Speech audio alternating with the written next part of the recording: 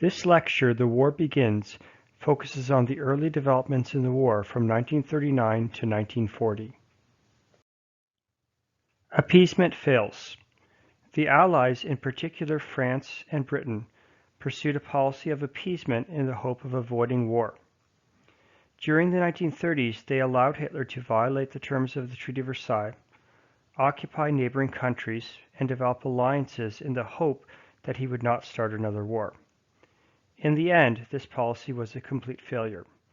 It had allowed Hitler to rearm, to occupy the Rhineland, to unify with Austria, to take over Czechoslovakia, to develop an alliance with Italy, to develop a non-aggression pact with the Russians, and finally had allowed the Germans to invade Poland.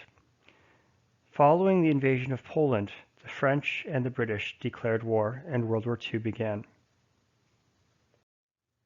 For a more in-depth analysis of the events of 1939-1940, log on to the website themapishistory.com and watch the map animation Moving Towards War.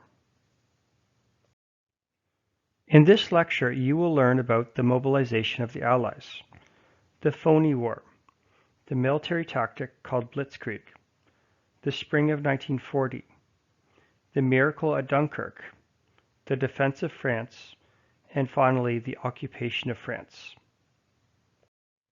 The Allies mobilize. After the German invasion of Poland, September 1, 1939, Britain and France realized that the policy of appeasement had failed. They ordered Germany to withdraw or war would be declared. The Germans refused to withdraw from Poland, and World War II began on September 3, 1939. The Phoney War. Upon the declaration of war, it was expected that Germany would invade the rest of Europe.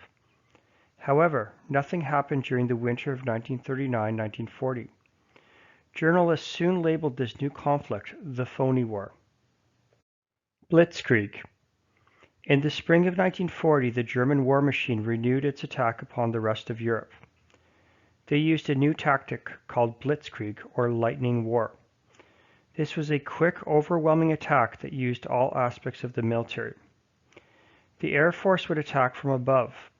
Tanks would advance along with infantry on the ground. Heavy artillery was used, and paratroopers were dropped behind enemy lines. The nations of Europe were not equipped to withstand this new type of warfare. The spring of 1940. Countries invaded by Germany in the spring of 1940 included Denmark and Norway, the Netherlands and Belgium, as well as France. None of these countries could withstand the advances of Germany, not even France. The miracle at Dunkirk. As the Germans advanced into France, they encircled over 400,000 Allied troops, both French and British. With the Germans advancing, nearly all of the troops were evacuated from Dunkirk to the British city of Dover. Every type of ship was used in the evacuation. From battleships to civilian fishing boats, everyone contributed to this miracle. Take a moment to watch this primary footage of the miracle at Dunkirk. You can also access this recording from YouTube using the instructions below. The defense of France. France had been invaded by Germany in 1870 and 1914.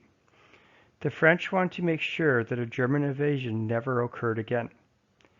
During the interwar period, France had prepared for a potential German invasion by building the Maginot Line. This was a fortified system of underground tunnels and artillery along the French-German border. The Maginot Line extended along most of the French-German border, but did not go through the Ardennes forest nor the French-German Alps, a mountain range. It was thought that the German tanks could never get through these areas. However, the Germans did succeed in getting through these areas and encircling the Maginot Line, making it useless for the defense of France.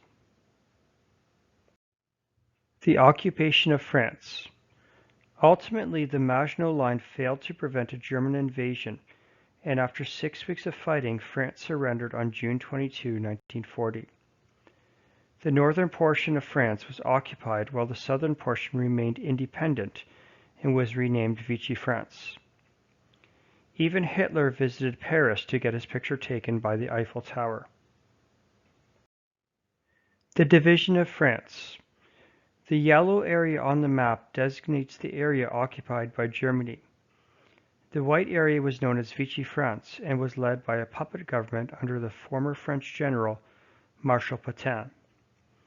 The red line designates the Atlantic Wall, a comprehensive coastal defense line developed by the Germans to prevent an Allied invasion.